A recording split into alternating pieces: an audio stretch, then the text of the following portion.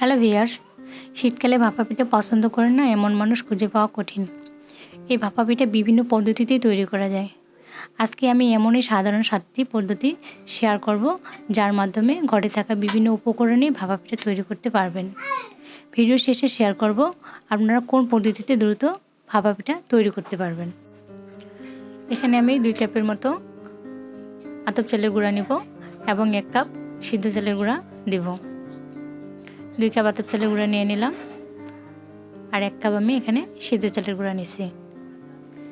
এবার আমি এখানে স্বাদ মতো লবণ দেব। এবার আমি লবণটাকে আটার সাথে সুন্দরভাবে এভাবে মাখিয়ে নেব। এখানে আমি একবার নর্মাল পানি নিচ্ছি, একটু একটু করে নর্মাল পানি দিয়ে এভাবে আমি ঝুড়িটাকে তৈরি করে নেব। একটু একটু করে দিবেন, একবারে দিতে যাবেন না, নাহলে বেশি হয়ে যাবে। এভাবে একটু একটু করে দিয়ে আমি সুন্দরভাবে এভাবে মাখিয়ে নেব। আমার প্রায় ঝুড়িটা তৈরি হয়ে গেছে। এবার আমি আপনাদেরকে মুট করে দেখিয়ে দিচ্ছি।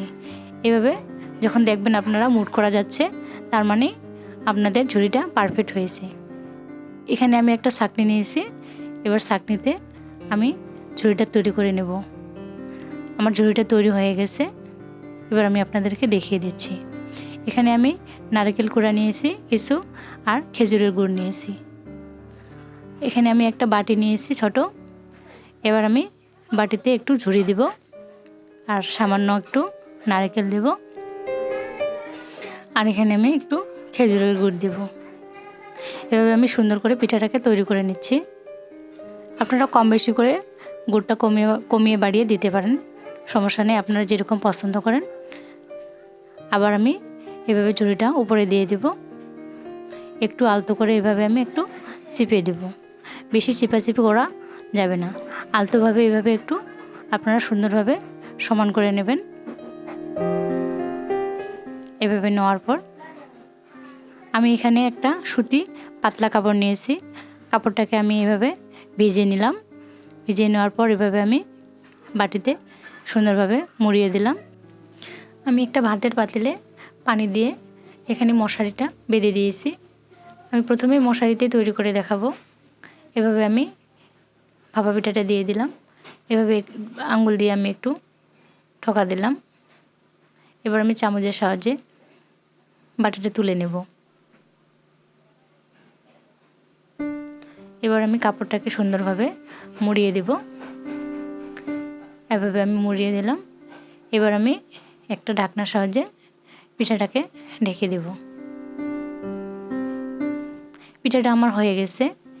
এবার আমি আপনাদেরকে দেখিয়ে দেব পিঠাটা আমার কেমন হয়েছে।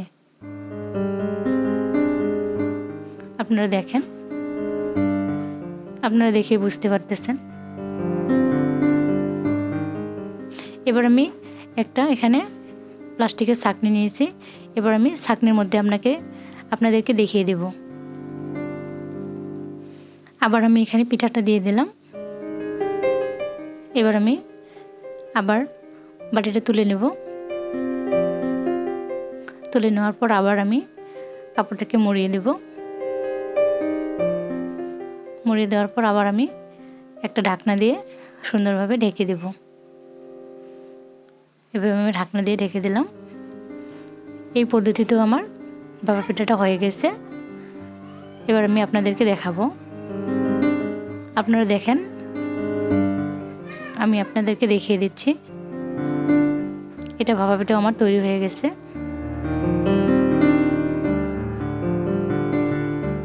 আপনারা দেখেন। এবার আমি ভাপা পিঠার পাতিলে তৈরি করে দেখাবো। পাতিলের মধ্যে আবার আমি পিঠাটা দিয়ে দিলাম।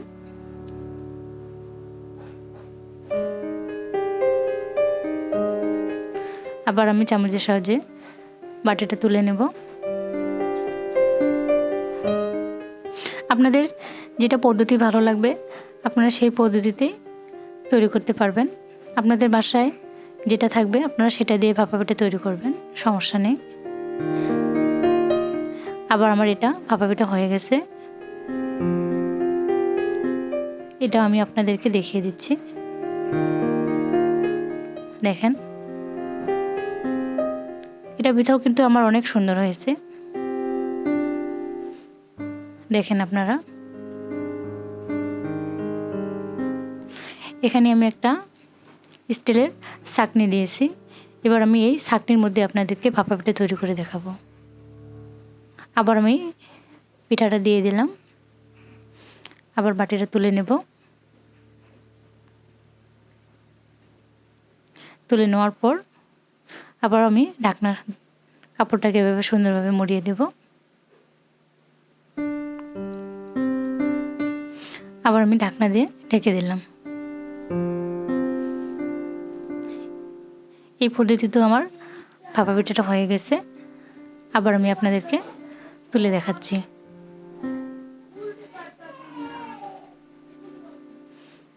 দেখেন, এটা পিঠা আমার সুন্দরভাবে হয়ে গেছে।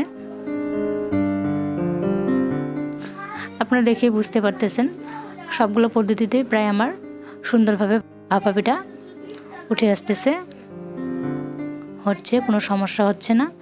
এবার আমি পাতিলে একটা পাতলা সুতি কাপড় বিছিয়ে দিয়েছি। এবার আমি এই কাপড়ের মধ্যে আপনাদেরকে ভাপা পিঠা তৈরি করে দেখাবো। আবার আমি এখানে পিঠা দিয়ে দিছি। আবার এভাবে আমি সুন্দরভাবে ঢেকে দেব। আবার একটা ঢাকনার সাহায্যে আমি ঢেকে দিলাম। এই পদ্ধতিতেও আমার ভাপা পিঠাটা প্রায় হয়ে গেছে।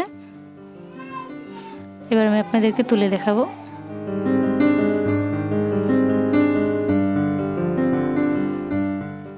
দেখেন, পিঠাটা আমার হয়ে গেছে। এই পিঠাটাও আমার সুন্দর হয়েছে, খারাপ হয়নি। দেখেন, এবার আমি আপনাদেরকে প্রেসার কুকারে দেখাবো। প্রেসার কুকারের যে উপরের অংশটা, এটা আমি আগেই তুলে নিয়েছি। এখানে আমি একটা ফানেল বসিয়ে দিয়েছি। এবার আমি ফানেলের উপরে পিঠাটা দিয়ে দেব। পিঠাটা দেওয়ার পর আমি আবার বাটিটা তুলে নেব। আপনাদেরকে বিভিন্ন পদ্ধতিতে দেখার একটাই কারণ হচ্ছে যে সবার ঘরে সব কিছু থাকে না। আপনারা আমার এই পদ্ধতিগুলো দেখে যেন ঘরে থাকা যে কোনো উপকরণ দিয়ে সুন্দরভাবে পিঠা তৈরি করতে পারেন। এর জন্যই আমি চেষ্টা করছি আপনাদেরকে এভাবে ভিডিওগুলো দেখার।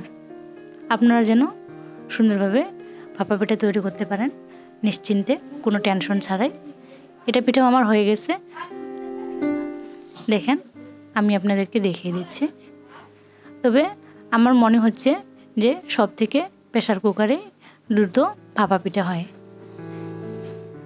সবগুলো পদ্ধতিতে করে আমার সব থেকে মনে হয়েছে প্রেসার কুকারে সুন্দরভাবে অনেক দ্রুতভাবে ভাপা পিঠা হয়। এভাবে আবার আমি পাতিলের মধ্যে একটা ছাঁকনি বসিয়ে দিয়েছি। এবার আমি এরকম স্টিলের একটা ছাঁকনিতে আপনাদেরকে তৈরি করে দেখাবো।